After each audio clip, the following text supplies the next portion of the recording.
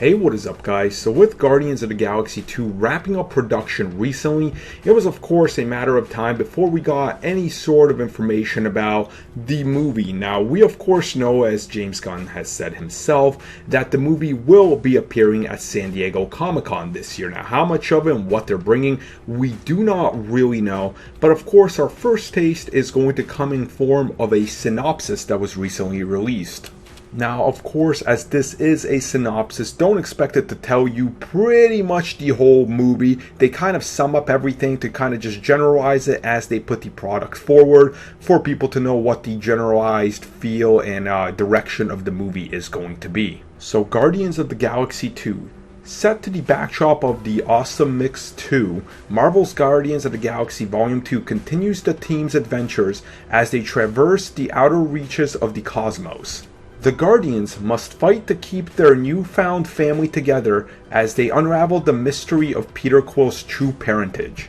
Old foes become new allies, and fan-favorite characters from the classic comics will come to our heroes' aid as the Marvel Cinematic Universe continues to expand. Now, obviously, there are a few things you can gather from this. So the most obvious is, of course, Awesome Mix Volume 2, or Awesome Mix number 2, regarding, of course, the tape deck that he has, and, of course, the tape in there, but also, referencing towards the movie itself as it is the second movie.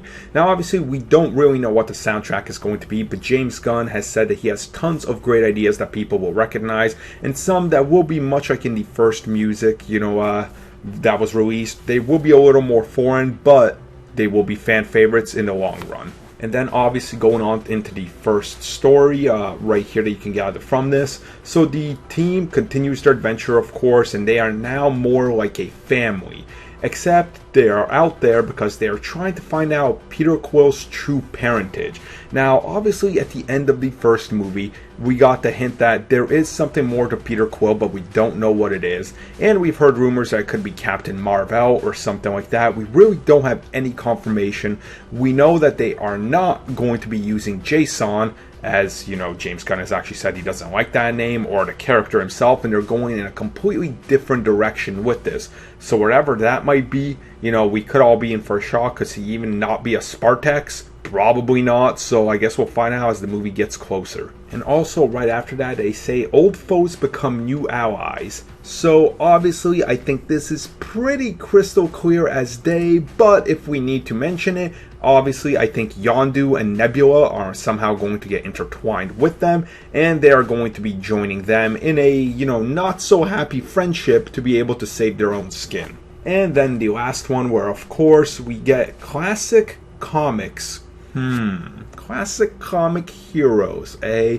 So who could these be? Obviously, we know that Mantis is going to be one of them. We don't know anything else. Obviously, we saw Nathan Fillion's character, who he's going to be playing as Wonder Man. Now, it is interesting that aspects of the character actually happen in modern day on Earth. Because as we've seen with the set photos, he actually ends up playing Tony Stark in a biopic based on Tony Stark. So how this plays into that, if they maybe just come to Earth to maybe take Wonder Man and have him help, we don't really know. So there's a lot of stuff to unpack in this, and hopefully I've done a good enough job of just kind of quickly going over all this for you guys. You guys let me know your thoughts on all this down below, and are you guys even more excited now for the movie?